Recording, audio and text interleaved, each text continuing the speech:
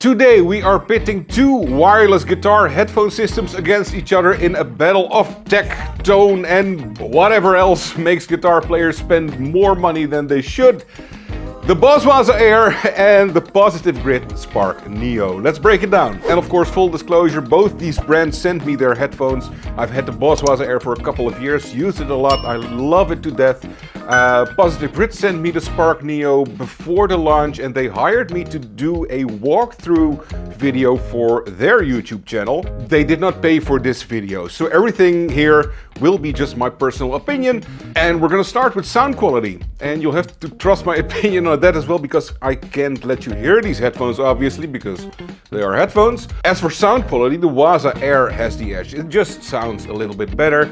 I think the amp models and pedals really work well together, but you know, that's nitpicking. They both produce fantastic tones. But what the Waza Air has that the Spark Neo doesn't have is the immersive 3D VR audio thing that when you turn your head, you're hearing an actual amplifier in a virtual room, which is super cool. You can change the size of the stage you're playing on and pair that with slightly better sound quality. The Waza Air wins sound quality. Comfort and design. Well, design-wise, the Waza Airs look pretty old school, which is super cool. The Spark Neo is a bit more sleek and modern. Just depends on what your preference is. The ear cups on the Waza Air are a bit small, so if you put them on your head, you have to really make sure your ears are in there. But you can wear this for hours on end without any issues. Same goes for the Spark Neo. It's just super comfortable and it isolates really well. Both these headphones don't have active noise cancellation, but this definitely has a huge amount of passive noise cancellation. And you can barely hear anything what's going on. I can even hear myself talk. Well, I can, but you know, it isolates really well, which is nice. Comfort-wise, I'd say the Spark Neo wins this one. So technology, well, like I said before, this has a VR, you move your head around and you have your virtual amplifier in a virtual room, and that is super cool.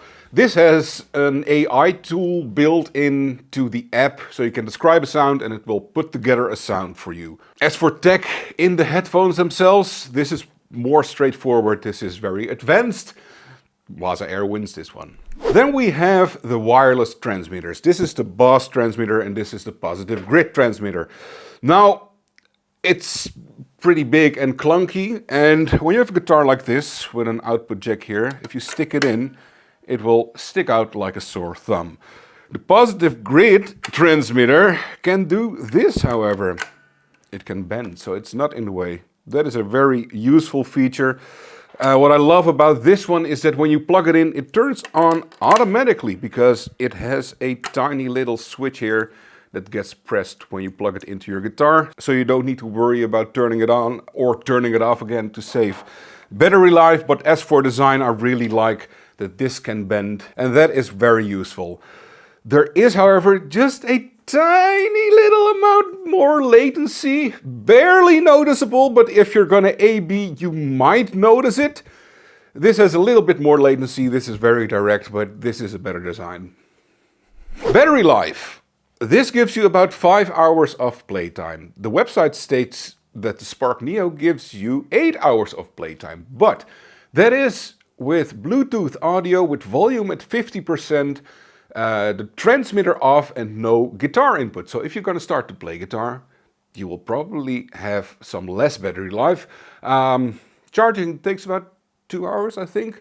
This charges over USB-C, which is very useful. This has the old USB mini thing. I think Boss just should have opted for the USB-C port when they released this, because it was already mainstream back then. And now I have to find a cable that I don't really use anymore apart from this headphone.